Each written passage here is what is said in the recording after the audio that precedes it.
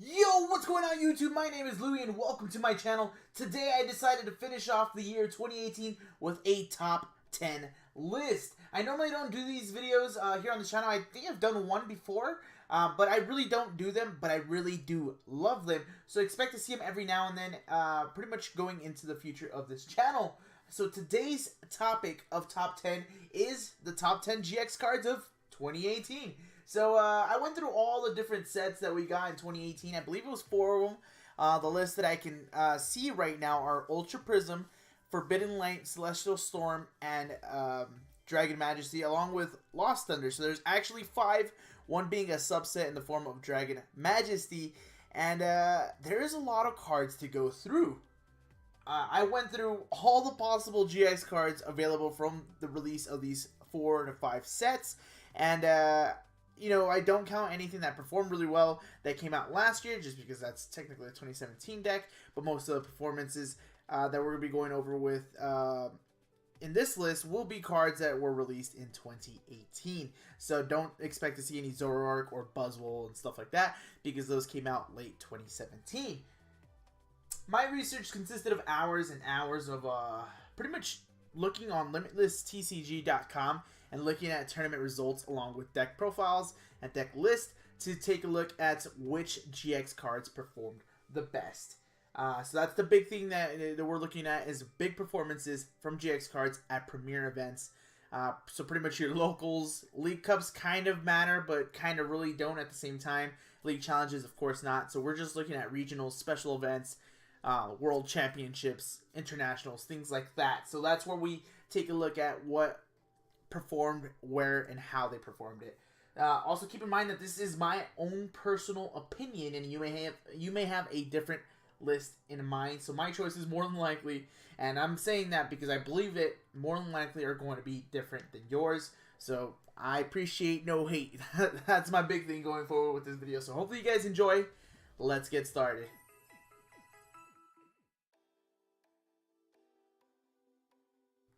Coming in at number 10 is Banette GX. So this list is rough in a bunch of different ways. One of the hardest decisions I had to make were more on the bottom side of the list as opposed to the top side of the list. So pretty much my big decision here was I had to decide what the worst best GX card of 2018 was, and came up with Banette GX. So it showed up during the World Championship format, in which it stood out for a little bit, but ultimately did not reach top 8 of the events. That's usually where I saw a lot of the placements, was in the top 8 of a lot of tournaments. Its real shine came in the form of a top 4 finish in the Philadelphia Regionals as an accessory to a Zoroark deck. So Banette has a great ability that manipulates damage counters on the board as long as it is your active Pokemon, so it can take advantage of using cards something like Rainbow Energy to put damage on itself, then move it around wherever you want. Having Zoroark GX as support, you're able to fuel the attack by putting supporters in the discard pile to power up its attack that typically two-shots things. And then throw in a Super Rod type attack in the form of its GX attack to recycle used resources. This was a nice card to use until people stopped using it.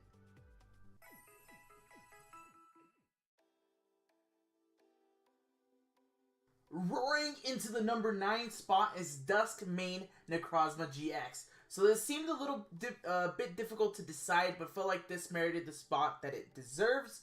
Duskmane Necrozma had a bunch of hype going into the release of the card. However, it really only shone in special event tournaments early in 2018. So I felt like the special event tournaments would have an impact on regionals, and we would expect to see some more Duskmane Necrozma decks pop into the meta and things like that, but sadly that was not the case. So Duskmane Necrozma actually peaked in the form of a top 8 in the Perth regionals, but really hasn't been seen since. A couple of, cheeky little deck lists come out here every now and then from locals and league challenges and cups and stuff like that, but it really doesn't have a big impact anymore. So Duskmane Necrozma can actually hit for big numbers, almost knocking anything out of its way, minus maybe a couple stage 2 GXs if it doesn't have something like a choice band attached to it.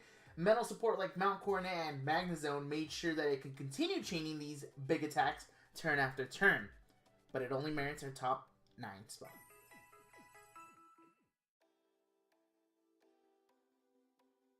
Swimming into the number 8 spot is, well, weird. It's kind of a tie. We are looking at both Kingdra GX and Apalkia GX make a splash in this spot. The big feature here is that these cards tend to make an appearance in Archie's Blastoise decks a lot in Expanded, obviously, because Archie and Blastoise both are in that format, and these cards tend to appear in those deck lists quite often. And when they are there, they like to take advantage of their respective attacks that require multiple energy due to Blastoise, making sure they have enough fuel on them to deal the most damage possible. And of course, I'm talking about Hydro Pump and Hydro Pressure that do additional damage because of every energy they have. What's cool about this is these cards reached, collectively, together, reached a top 4 finish at the Portland Regionals that also saw them being used majorly in the way that I just mentioned, along with a lot of people playing this deck in that tournament.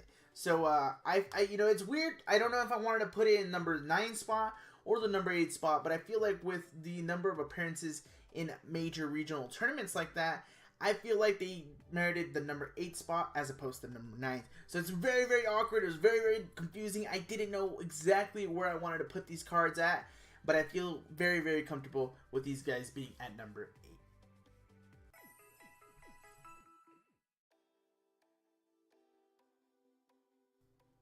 Sneaking into the number 7 spot is none other than the Ninja Pokemon, Greninja GX. So this seems a little bit awkward in positioning due to it not really doing much throughout the year, but more so on the potential it has going forward into 2019. So it only has a few big appearances here and there. Well, when I say big, there's special tournament that it does have an appearance in, maybe just one. And it does appear a lot in these special tournaments along with a few regionals, but it never really peaks anywhere big on any list. So it's kind of rough. It's kind of rough. It doesn't really have a big spot, big peak, anything like that. However, I expect that 2019 will be a little bit different because of its appearance in the Meganium deck that came from Japan.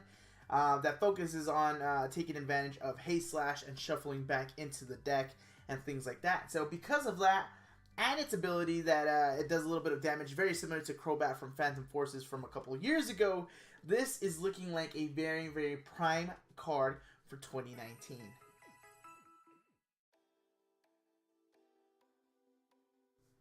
Dawnwing's Necrozma GX flies into the 6th spot on this list. As this list keeps going on and on, decisions tend to be made very, very easy. Things start to flow very, very easy, and you start seeing the bigger picture. If you've heard of a Psychic deck not involving Espeon or Guard, then you'd expect to see this card somewhere in that list, no matter what. In my opinion, this was probably the most featured GX card from 2018 because the amount of Malamar running around in, the last 6 months, maybe? So this got featured in, if your opponent's playing Necrozma, expect this card in here. If your opponent's playing Ultra Necrozma, expect this in there. Anything really revolving around Malamar and the need of switching and things like that, expect to see something like Dawnwing's Necrozma in there. However, now with Giratina being released, people tend to just sacrifice their Giratinas with spell tags, so there's no really big need for Necrozma GX to be featured in decks anymore. However, it tended to be there a lot. So, multiple appearances in every form of major tournament, including special tournaments, worlds, regionals, things of that nature. This card having pretty much the Russian ability from Keldeo that granted easy mobility if you had things like Floatstone or Altar of the Moon, or whatever you guys want to pronounce it. Along with amazing GX attack, which to me ended up being the choice of GX attack in Psychic decks that I ran, due to it having the ability to protect itself. So maybe this needed to go higher on the list.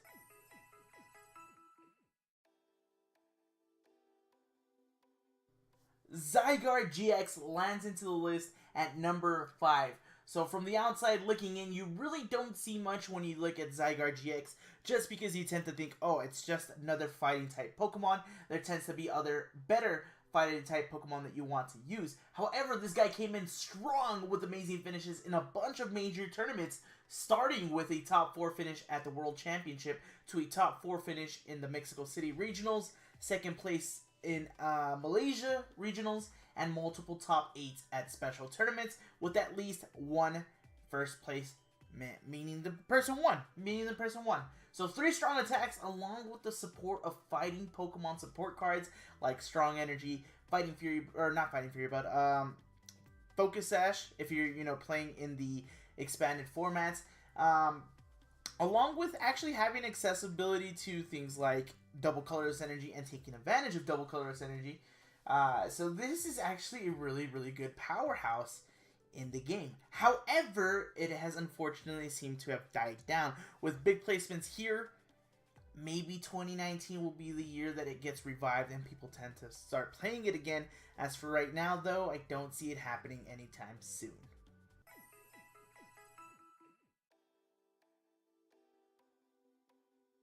So this is where things kind of get sketchy and tough. In number 4, we have Ultra Necrozma GX. And as you guys can see from what the screenshot says, this guy has a ton of credentials to its name. But why is it only number 4 in the spot? So to be honest, these placements are just kind of one-offs. That's the big thing that I saw.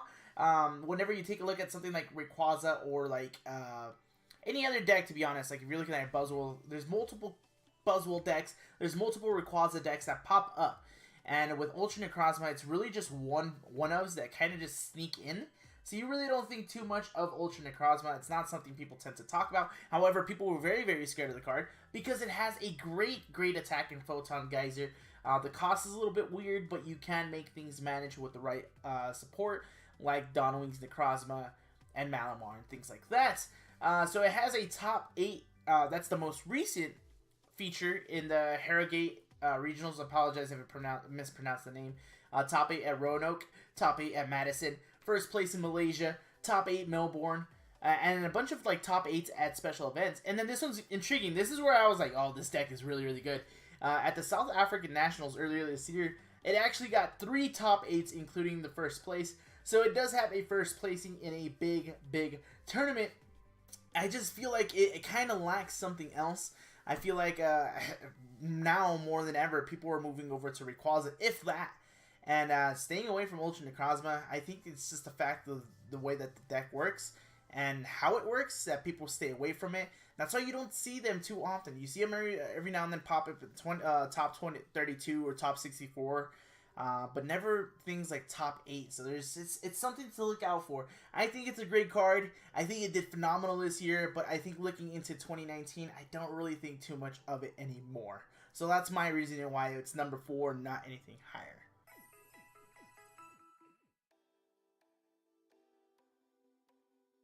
Things start to get more questionable now that we are in the top 3 of this list, because coming in at number 3 is Alolan Ninetales. So you may be asking why this card is featured so prominently on this list after only being released for about 2 months.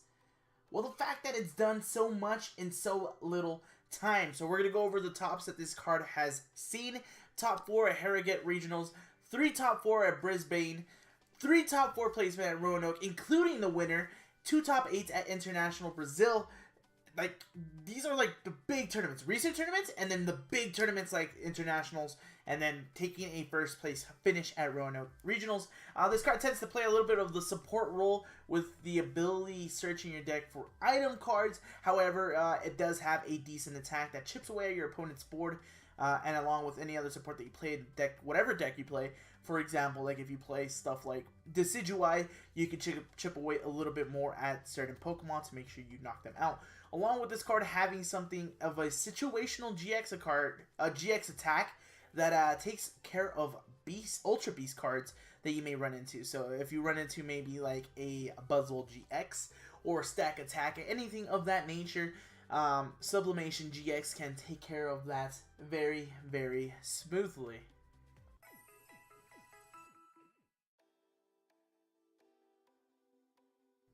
Again, with a card that hasn't been in the game for that long, we have Blacephalon GX bursting into the list at number 2.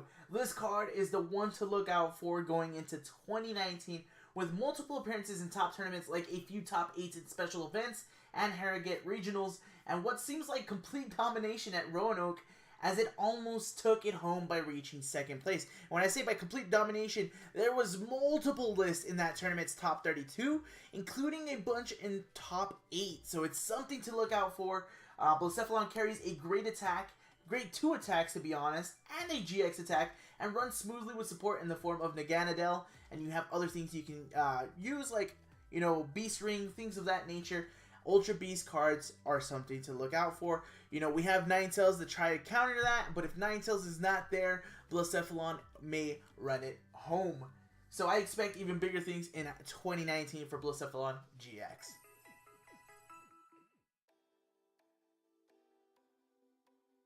And finally, we have reached the peak of this pillar of a list as Rayquaza ascends to #1 of it. You may be wondering why it was kind of special and merited the #1 spot. Well, it's because of the performance that Rayquaza players did during and around the World Championship. So the attack hits hard, the GX attack can fix your hand, and the ability to make sure energies are not wasted. Rayquaza made sure it became a household name along with being a reliable GX card to use in 2018 with a top 8 at Anaheim Regionals, which was expanded, a top 8 Memphis Regionals, 3 top 8 World Championship placements, including Eric from Candy, and multiple special event and Nashville Open placements.